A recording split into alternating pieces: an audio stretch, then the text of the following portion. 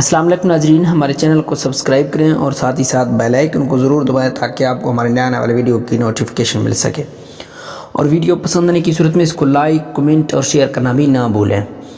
نعیم نے اکرامہ کے ذہن میں ابو سفیان کی معرفت پہلے ہی ڈال دیا تھا کہ کعب افراد کی صورت میں ضمانت مانگے گا۔ کعب کی زبان سے ضمانت کا لفظ سنتے ہی اکرامہ بھڑک اٹھا۔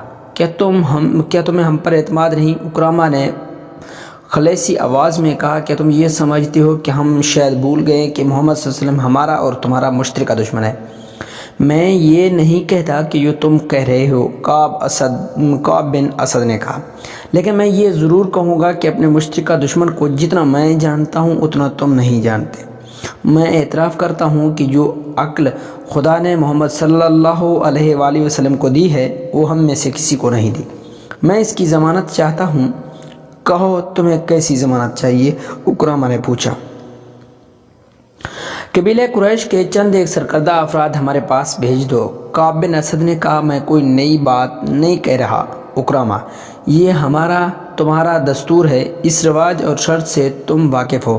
میں نے ضمانت کے طور پر یرغمال میں لینے والے آدمیوں کی تعداد نہیں بتائی، یہ تعداد تم خود مقرر کر لو۔ تم جانتے ہو کہ معاہدے کی خلاف ورزی کرو گے تو تمہارے ان سرکردہ افراد کو ہم قتل کر دیں گے۔ انہیں تم قتل نہیں کرو گے، اکرامہ نے بھڑکی ہوئی آواز میں کہا، تم انہیں مسلمانوں کے حوالے کر دو گے۔ کیا کہہ رہے ہو اکرامہ؟ کعب بن اسد نے حیرت اور پریشانی کے لہجے میں پوچھا۔ کیا تم مجھے اتنا ذلیل سمجھتے ہو کہ میں تمہیں یہ دھوکہ دوں گا کہ تمہارے قبیلوں کے سرداروں کو مسلمانوں کے ہاتھوں قتل کرواؤں گا؟ مجھ پر اعتبار کرو۔ یہودی پر اعتبار کرنا ایسا ہی ہے جیسے کسی نے سانپ پر اعتبار کر لیا ہو، اکرامہ نے غصے کے عالم میں کہا۔ اگر تم اپنے آپ کو اتنا ہی قابل اعتبار سمجھتے ہو تو کل مدینے میں ان چھوٹے قلعوں پر حملے شروع کر دو جہاں پر مسلمانوں نے اپنے عورتوں اور بچوں کو رکھا ہوا ہے۔ کل کعب نے کہا، کل ہفتے کا دن ہے۔ ہفتے کا دن یہودیوں کا ایک مقدس دن ہوتا ہے جسے ہم سبت کہتے ہیں۔ اس روز عبادت کے سوا ہم اور کوئی کام نہیں کرتے۔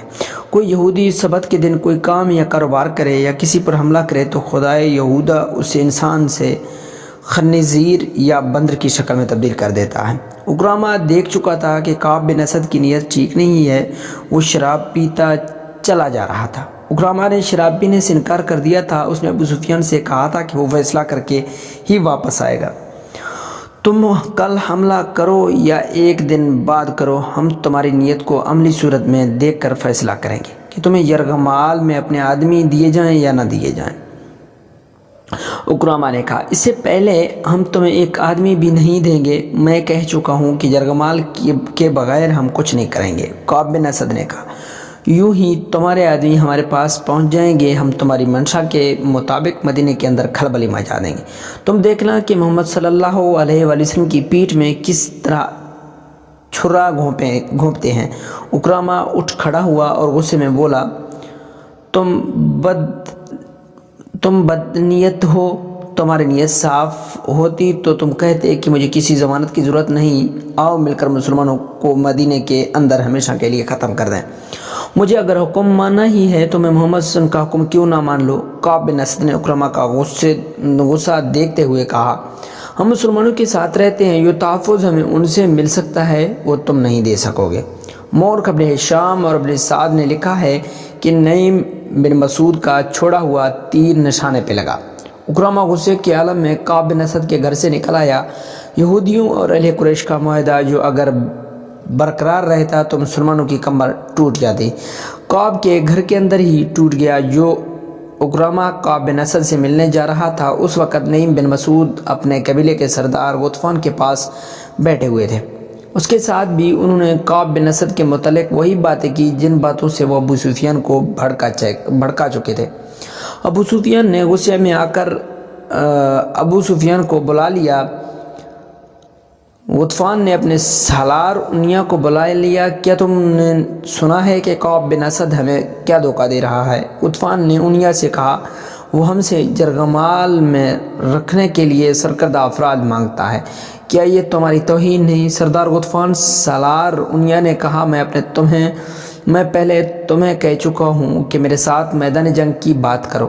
میں آمنے سامنے کی لڑائی جانتا ہوں، مجھے اس شخص سے نفرت ہو گئی ہے جو پیٹھ کے پیچھے آ کر وار کرتا ہے، مجھے اس شخص سے بھی نفرت ہو گئی ہے جس کی پیٹھ پر وار ہوتا ہے۔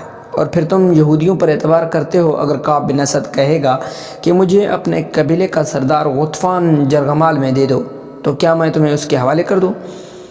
میں اس شخص کا سر اڑا دوں گا جو ایسا مطالبہ کرے۔ نعیم بن مسعود نے کہا، میں ان یہودیوں کو اپنے قبیلے کی ایک بھیڑ یا بکری بھی نہ دوں گا۔ خدا کی قسم، کعب نے ہماری توہین کی ہے۔ ابو سفیان کیا کہتا ہے؟ غطفان نے نعیم سے پوچھا۔ یہ بات سن کر ابو سفیان غصے سے کانپنے لگا۔ نعیم نے کہا، ابو سفیان کہتا ہے وہ کعب بن اسد سے اس توہین کا انتقام لے گا اور اسے انتقام لینا چاہیے۔ سالار انیا نے کہا، بنو قرظیہ کی حیثیت ہی کیا ہے، وہ ہمارے اور مسلمانوں کے درمیان اس طرح پس آ جائیں گے، ان کا وجود ہی ختم ہو جائے گا۔ خالد کو آج مدینے کی طرف جاتے ہوئے وہ وقت یاد آ رہا تھا جب اکرامہ بنو قرظیہ کی بستی سے واپس آیا تھا۔ خالد دوڑتا ہوا اس تک پہنچا تھا، ادھر سے ابو سفیان گھوڑا دوڑاتا ہوا آ گیا۔ اکرامہ کے چہرے پر غصے اور تکر کے گہرے آثار تھے۔ کیا خبر لائے ہو؟ ابو سفیان نے اسے پوچھا۔ خدا کی قسم ابو سفیان، میں نے کعب سے زیادہ بدنیت انسان پہلے کبھی نہیں دیکھا تھا۔ اکرامہ نے گھوڑے سے کود کر اترتے ہوئے جواب دیا، نعیم نے ٹھیک کہا تھا، کیا اس نے ہم سے جرغمال میں رکھنے کے لیے آدمی مانگے ہیں؟ خالد نے پوچھا تھا۔ ہاں خالد، اکرامہ نے کہا تھا، اس نے مجھے شراب پیش کی اور میرے ساتھ اس طرح بولا جسے ہم اس کے مقروض ہیں۔ اس نے کہا کہ پہلے جرغمال اپنے آدمی دو، پھر میں مدینے کے اندر شب و خون ماروں گا۔ کیا تم نے اسے کہا نہیں کہ اہل قریش کے سامنے بنو قرظیہ کی حیثیت اونٹ کے مقابلے میں ایک چوہے کی سی ہے؟ خالد نے کہا تھا۔ کیا تم نے اس کا سر اس کے کاندھوں سے اتار نہیں دیا؟ میں نے اپنے ہاتھ بڑی مشکل سے روکا تھا، اکرامہ نے جواب دیا۔ اس کے ساتھ ہمارا جو معاہدہ ہوا تھا وہ میں توڑ آیا ہوں۔ تم نے اچھا کیا، ابو سفیان نے دبی دبی آواز میں کہا تھا۔ تم نے اچھا کیا، اور وہ پرے چلا گیا تھا۔ یہ کوئی بہت پرانا واقعہ نہیں تھا، 1.5-2 سال پہلے کی ہی بات تھی۔ آج جب خالد مدینے کی طرف جا رہا تھا تو یہ جاننا پہچانا راستہ اسے اجنبی سا لگ رہا تھا۔ کبھی اسے ایسا محسوس ہونے لگتا کہ جیسے وہ خود اپنے لیے اجنبی ہو گیا ہے۔ اسے ابو سفیان کا افسردہ چہرہ نظر آنے لگا۔ خالد نے محسوس کر لیا تھا کہ ابو سفیان مدینے پر حملے سے منہ موڑ رہا ہے۔ خالد اور اکرامہ وہیں کھڑے رہ گئے تھے۔ کیا سوچ رہے ہو خالد؟ اکرامہ نے پوچھا تھا۔ کیا تم میری تائید نہیں کرو گے کہ میں اس شخص ابو سفیان کی موجودگی کو صرف اس لیے برداشت کر رہا ہوں کہ یہ میرے قبیلے کا سردار ہے؟ خالد نے اکرامہ کو جواب دیا تھا۔ اہل قریش کو ابو سفیان سے بڑھ کر بزدل سردار اور کوئی نہیں ملے گا۔ تم پوچھتے ہو کہ میں کیا سوچ رہا ہوں؟ میں اور زیادہ انتظار نہیں کر سکتا۔ میں نے خندق کو ایک سرے سے دوسرے سرے تک دیکھا ہے۔ ایک جگہ خندق کم ہے اور زیادہ گہری بھی نہیں، ہم وہاں سے خندق کے پار جا سکتے ہیں۔ اگر تم میرے ساتھ دو تو میں آج ہی ابھی اسی جگہ سے چند سوار خندق کے اس پار لے جانا چاہتا ہوں۔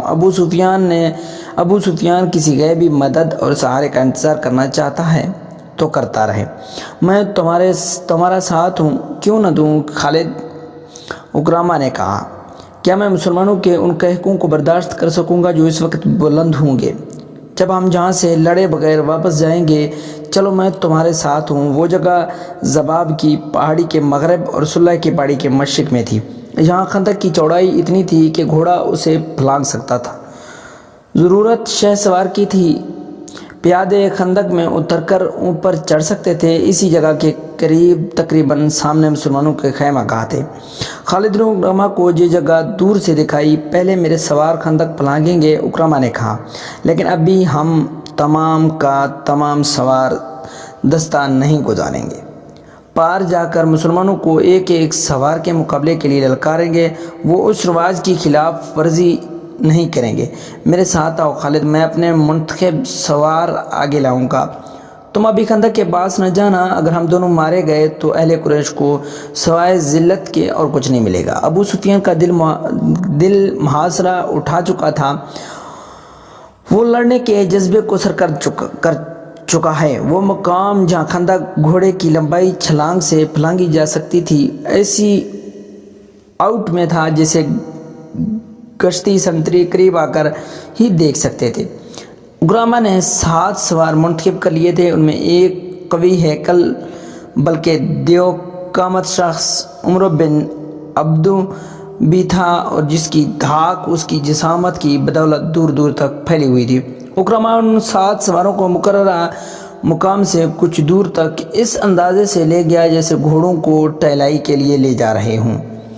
मुसलमानों के संतरियों को उन पर शक न हुआ। सबसे पहले मैं खंदक फलांगूंगा। उकरामा ने चलते चलते अपने 7 सवारों से कहा, क्या यह ठीक नहीं होगा कि सबसे पहले मेरा घोड़ा खंदक को फलांगे? उमर बिन अब्दू ने कहा,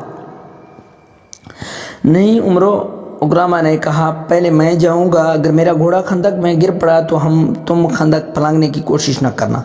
तुम्हारा सालार अपनी जान की कुर्बानी देगा। यह कहकर उकरामा ने घोड़े की भाग को झटका दिया। घोड़े का रुख खंदक की तरफ हुआ तो उकरामा ने एड़ लगा दी। अरबी नस्ल का घोड़ा हुआ तो उकरामा ने एड़ लगा दी। अरबी नस्ल का घोड़ा हवा से बातें करने लगा। उकरामा ने लगाम और ढीली कर दी और घोड़े को फिर एड़ लगाई। घोड़े की लगाम और तेज हो गई। खंदक के किनारे पे जाकर उकरामा घोड़े की पीठ से उठा और आगे को झुक गया। घोड़ा हवा में बुलंद हो गया। खालिद कुछ दूर खड़ा देख रहा था। कबीला कुरैश के बहुत से लश्करी देख रहे थे कि ज़मीन व आसमान देख रहे थे। तारीख देख रही थी। घोड़े के अगले पांव खंदक के दूसरे किनारे से कुछ आगे और पिछले पांव ऐन किनारे पर लगे। घोड़ा रफ्तार की जोर पर आगे चला गया। उसकी अगली टांगें दोहरी हो गईं। उसका मुंह ज़मीन से लगा। उकरामा गिरते गिरते बचा। घोड़ा भी संभल गया और उकरामा भी। उसे अपने पीछे ललकार सुनाई दी, आगे निकल जाओ उकरामा। उकरामा ने पीछे देखा। उमर बिन अब्दू का घोड़ा हवा में उड़ा आ रहा था। उमर रकाबों पर खड़ा आगे को झुका हुआ था। किसी को तवक्को ही नहीं थी कि इतनी वजनी सवार के नीचे घोड़ा खंदक फलांग जाएगा, लेकिन घोड़ा उसी जगह जा पड़ा जहां उकरामा का घोड़ा गिरा था। उमर के घोड़े की टांगें ऐसी दोहरी हुई कि मुंह के बल गिरा और एक पहलू पर लड़क गया। उमर घोड़े की पीठ से लड़क कर कलाबाजियां खाता गया। एक लम्हे में घोड़ा उठ खड़ा हुआ और उधर उमर उठा और पलक झपकते में घोड़े पर सवार हो गया। उसके पीछे उकरामा के 2 सवार इकट्ठे चले आ रहे थे। खंदक के किनारे पर आकर दोनों सवारों ने अपने घोड़ों की पीठें खाली कर दी थी और उनकी गर्दनों पर झुके हुए थे। दोनों घोड़े खंदक फलांग गए। अहले कुरैश के लश्कर ने दादो तहसीन के नारे लगाए। इस शोर से मुसलमान पहरेदार दौड़े आए। इतने में उकरामा के 2 और घोड़े अपने सवारों को उठाए खंदक के किनारे से हवा में उठे। उनके पीछे 7 में से बाकी सवारों ने भी अपने घोड़ों को एड़ियां लगा दी। तमाम घोड़े खंदक फलांग आए। ठहर जाओ, उकरामा ने मुसलमान संतरियों को बुलंद आवाज़ में कहा। कोई और घोड़ा खंदक के इस तरफ नहीं आएगा। मोहम्मद सल्लल्लाहु अलैहि वसल्लम को बुलाओ, तुम्हें जो सबसे ज़्यादा बहादुर है उसे लाओ। वो मेरे एक आदमी का मुकाबला करके गिरा ले तो हम सबको कत्ल कर देना। खुदा की कसम, हम तुम्हारा खून इस रेत पर छिड़क कर वापस चले जाएंगे। मुसलमानों की इज्तिमा गाह में खलबली बर्पा हो चुकी थी। एक शोर था, कुरैश और गुतफान ने खंदक अबूर कर ली है। मुसलमान, तुम्हारे इम्तिहान का वक्त आ गया है। होशियार, खबरदार, दुश्मन आ गया है। रसूल करीम सल्लल्लाहु अलैहि वसल्लम मुसलमानों को बेकाबू न होने दिया। आप सल्लल्लाहु अलैहि वसल्लम ने देख लिया था कि अहले कुरैश खंदक के पार खड़े कह के लगा रहे थे। वो मुसलमानों का मजाक भी उड़ा रहे थे, मजाक भी उड़ा रहे थे। रसूल करीम सल्लल्लाहु अलैहि वसल्लम इस जगह पहुँचे जहाँ उकरामा और उसके सवार खड़े ललकार रहे थे। रसूल करीम सल्लल्लाहु अलैहि वसल्लम के साथ हज़रत अली भी थे। आप सल्लल्लाहु अलैहि वसल्लम ने सूरत हाल का जायज़ा लिया तो समझ गए कि उकरामा इनफरादी मुकाबले के लिए आया है। आप सल्लल्लाहु को और हज़रत अली को देख कर उमर बिन अब्दू ने अपना घोड़ा आगे बढ़ाया। कसम ने हैबेल और अज़ा की। उमर ने ललकार कर कहा, तुम में मुझे कोई एक भी नज़र नहीं आ रहा जो मेरे मुकाबले में उतर सके। मौलख़ शाहिदून के हवाले से लिखते हैं कि मुसलमानों की खामोशी गवाही दे रही थी कि उन पर उमरों का खौफ तारी हो गया था। वजह ये थी कि उमरों की जसामत और ताकत के ऐसे ऐसे किस्से मशहूर थे जिसे वो मफूकुल फित्र ताकत का मालिक हो। देखा शायद किसी ने भी नहीं था, लेकिन सब कहते थे कि उमरों घोड़े को अपने कंधों पर उठा सकता है। وہ 500 گھڑ سواروں کو اکیلے شکست دے سکتا ہے۔ اس کے متعلق ہر کوئی تسلیم کرتا تھا کہ اسے نہ کوئی گرا سکا نہ کوئی گرا سکے گا۔ ابو سفیان خندق کے پاس کھڑا دیکھ رہا تھا، خالد اور صفوان بھی دیکھ رہے تھے، غطفان، انیا اور ان کا تمام لشکر دیکھ رہا تھا، اور نعیم بن مسعود بھی غیر مسلموں کے لشکر میں دم بخود کھڑے تھے۔ میں جانتا ہوں تم میں سے کوئی بھی آگے نہیں آئے گا۔ عمر بن عبدو کی للکار ایک بار پھر گرجی۔ خندق کے پار قریش کا کہکا بلند ہوا اور کئی بھبتیاں سنائی دیں، اور حضرت علی نے رسول کریم سے ان کی طرف دیکھا۔ آپ سے اس نے اپنا امامہ سر سے اتارا اور حضرت علی کے سر پر باندھ دیا، پھر اپنی تلوار حضرت علی کو دی۔ مورخ ابن سعد نے لکھا ہے کہ رسول اکرم سے ان کی سرگوشی سنائی دی، علی کا مددگار تو ہی ہے میرے اللہ۔ مورخین نے اس تلوار کی متعلق جو رسول کریم سے سنے حضرت علی کو دی تھی لکھا ہے کہ یہ تلوار قریش کے مشہور جنگجو منبع بن حجاج کی تھی، وہ بدر کی لڑائی میں مارا گیا تھا۔ فاتح مجاہدین نے یہ تلوار حضور کریم صلی اللہ علیہ وسلم کو پیش کی تھی۔ آپ صلی اللہ علیہ وسلم نے اس کے بعد یہی تلوار اپنے پاس رکھی۔ اب آپ صلی اللہ علیہ وسلم نے وہی تلوار حضرت علی کو دے کر عرب کے ایک دیو قامت کے مقابلے میں اتارا۔ یہ تلوار تاریخ اسلام میں ذوالفقار کے نام سے مشہور ہوئی۔ حضرت علی عمر بن عبدو کے سامنے جا کھڑے ہوئے۔ ابو طالب کے بیٹے عمر جو گھوڑے پر سوار تھا حضرت علی سے مخاطب ہوا، کیا تم بھول گئے ہو کہ تمہارا باپ میرا کتنا گہرا دوست تھا؟ کیا یہ میرے لیے بہت برا فعل نہیں ہوگا کہ میں اپنے عزیز دوست کے بیٹے کو قتل کر دوں؟ اے میرے باپ کے دوست، حضرت علی نے للکار کر جواب دیا، ہماری دوستی ختم ہو چکی ہے۔ خدا کی قسم میں تمہیں صرف ایک بار کہوں گا، اللہ کو برحق اور محمد صلی اللہ علیہ وسلم کو اللہ کا رسول تسلیم کر لو اور ہم میں شامل ہو جاؤ۔ تم نے ایک بار کہہ لیا ہے، عمر نے کہا، میں دوسری بار یہ بات نہیں سنوں گا۔ میں یہ بھی کہوں گا کہ میں تمہیں قتل نہیں کرنا چاہتا، میں تمہیں قتل کرنا چاہتا ہوں۔ عمر، حضرت علی نے کہا، اتر گھوڑے سے اور آ میرے مقابلے پہ اور بچا اپنے آپ کو اس تلوار سے جو مجھے اللہ کے رسول صلی اللہ علیہ وسلم نے عطا کی ہے۔ عمر کے متعلق مورخ لکھتے ہیں کہ وہ وحشی تھا، جب غصے میں آتا تھا تو اس کا چہرہ غضبناک ہو کر درندوں جیسا ہو جاتا تھا۔ وہ گھوڑے سے کود کر اترا اور تلوار سونت کر حضرت علی پر پہلا وار اتنی تیزی سے کیا کہ دیکھنے والے یہ سمجھے کہ اس کی تلوار نے حضرت علی کو کاٹ دیا، لیکن حضرت علی یہ بھرپور وار بچا گئے۔ اس کے بعد عمر نے یک کے بعد دیکھ کر حضرت علی پر متعدد وار کیے۔ حضرت علی نے ہر وار غیر متوقع پنتر بدل کر بچا لیا۔ عمر نے یہ تو سوچا ہی نہیں تھا کہ جس جسامت اور طاقت پر اسے اتنا گھمنڈ ہے وہ ہر جگہ کام نہیں آ سکتی۔ تدیق زنی کے ممارکے میں جس تیزی اور پھرتی کا مظاہرہ حضرت علی کر رہے تھے وہ عمر نہیں کر سکتا تھا، کیونکہ اس کا جسم بھاری بھرکم تھا۔ اگر وہ گھوڑے کو اپنے کاندھے پر اٹھا بھی سکتا تھا تو بھی اس میں گھوڑے جیسا رفتار نہیں تھی، اس کی طاقت گھوڑے سے زیادہ بھی ہو سکتی تھی۔ حضرت علی نے اس پر ایک بھی وار نہ کیا جسے عمر نے خوف زدگی سمجھا ہو۔ وہ وار پہ وار کرتا رہا اور حضرت علی کبھی ادھر کبھی ادھر ہوتے رہے۔ خندق کے پار قریش کا لشکر جو کہہ کے لگا رہا تھا ایک لخت خاموش ہو گیا، کیونکہ ان کا دیو قامت عمر وار کرتے کرتے رک گیا تھا۔ وہ خاموش کھڑا ہو گیا تھا، وہ ہانپ رہا تھا، وہ غالباً حیران تھا کہ یہ نوجوان جو قد بت میں اس کے جسم کا 20واں حصہ بھی نہیں ہے اسے مرغوب کیوں نہیں ہوا۔ دراصل عمر تھک گیا تھا۔ حضرت علی نے جب اس کی یہ حالت دیکھی کہ وہ اپنی طاقت اتنے سارے وار کرتے کرتے صرف کر چکا ہے کہ وہ حیران اور پریشان کھڑا ہے، تو حضرت علی نے یہ حیران کن مظاہرہ کیا کہ تلوار پھینک کر بجلی سی تیزی سے عمر پر جھپٹے اور اچھل کر اس کی گردن اپنے ہاتھوں میں دبوچ لی۔ اس کے ساتھ ہی حضرت علی نے عمر کی ٹانگوں میں اپنی ٹانگیں ایسے پھنسائی کہ وہ پیٹھ کے بل گرا۔ اس نے اپنے گردن چھڑانے کے لیے بہت زور لگایا، لیکن اس کی گردن حضرت علی کی آہنی گرفت سے آزاد نہ ہو سکی۔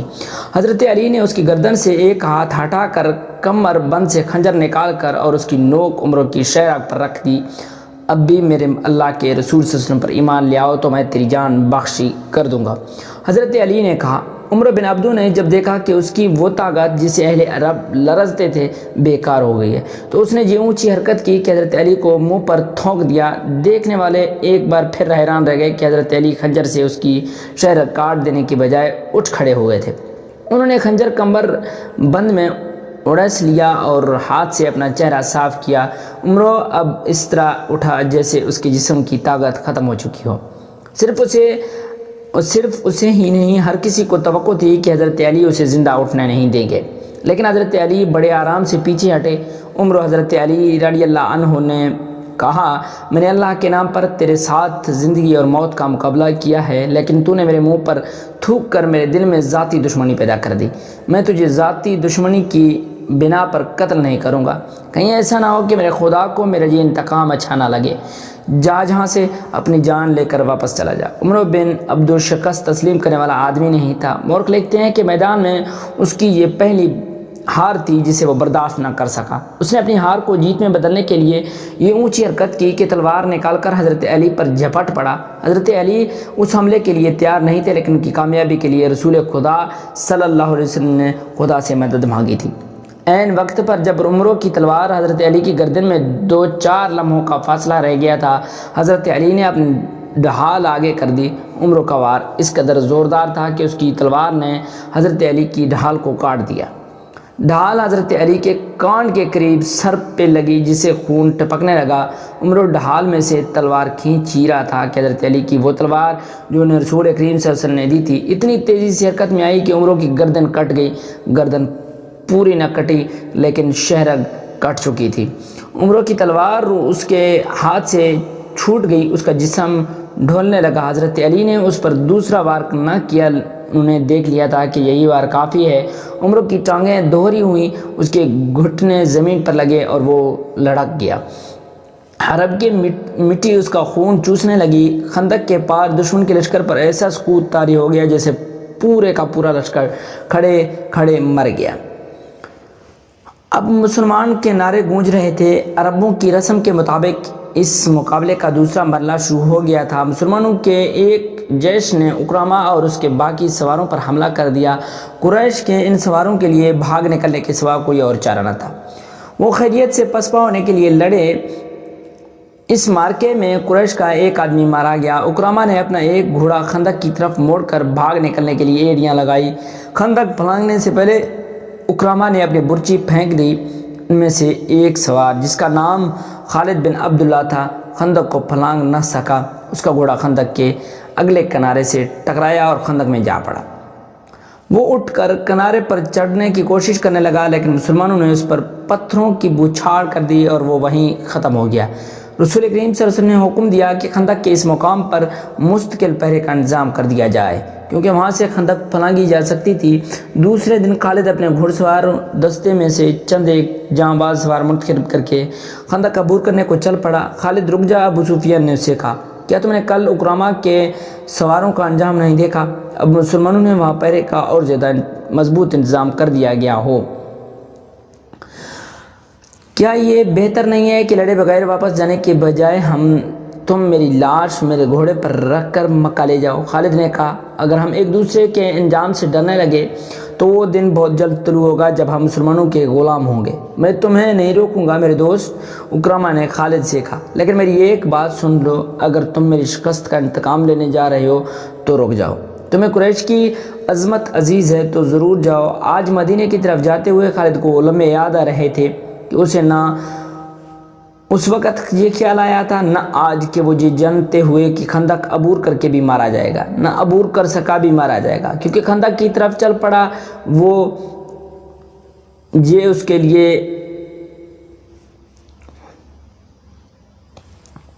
چل پڑا تھا کہ وہ چند ایک منتخب سواروں کے ساتھ خندق کی طرف بڑھا۔ اس نے خندق پھلانگنے کے لیے کچھ فاصلے سے اپنے گھوڑے کو ایڑیاں لگائیں، مگر اس مقام پر پہرے جو مسلمان کہیں چھپے چھپے بیٹھے تھے انہوں نے تیروں کا مینہ برسا دیا۔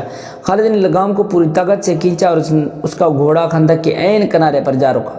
خالد نے گھوڑے کو پیچھے موڑا اور اپنے تیر اندازوں کو بلایا۔ اس نے سوچا کہ اس کے تیر انداز مسلمانوں پر تیر پھینکتے چلے جائیں گے جسے مسلمان سر نہیں اٹھا سکیں گے اور وہ خندق پھلانگ کر آگے جائے گا، لیکن مسلمانوں نے تیر اندازی میں اضافہ کر دیا۔ مسلمان تیروں کی بھونچاڑ میں تیر چلا رہے تھے، خالد کو پسپا ہونا پڑا۔ خالد اس انداز سے اپنے سواروں کو وہاں سے ہٹا کر دوسری طرف چل پڑا جیسے اس نے خندق پر ایک اور حملہ کرنے کا ارادہ ترک کر دیا ہو۔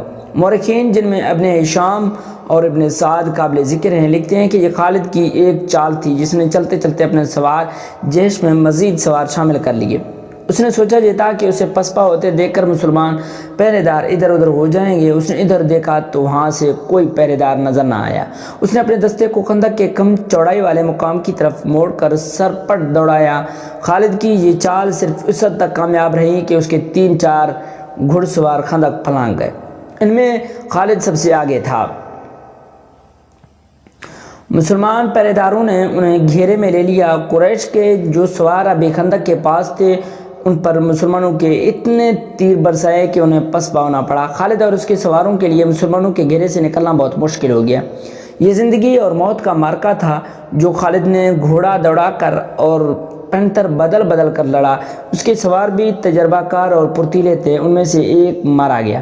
خالد اب دفاعی معرکہ لڑ رہا تھا۔ اس نے کئی مسلمانوں کو زخمی کیا جن میں سے ایک شہید ہو گیا۔ آخر اسے نکلنے کا موقع مل گیا اور اس کا گھوڑا خندق کو پھلانگ کر آیا۔ اس کے جو سوار زندہ رہ گئے تھے وہ بھی خندق پھلانگ کر آئے۔ اس کے بعد قریش میں سے کسی نے بھی خندق کے پار جانے کی جرأت نہیں کی۔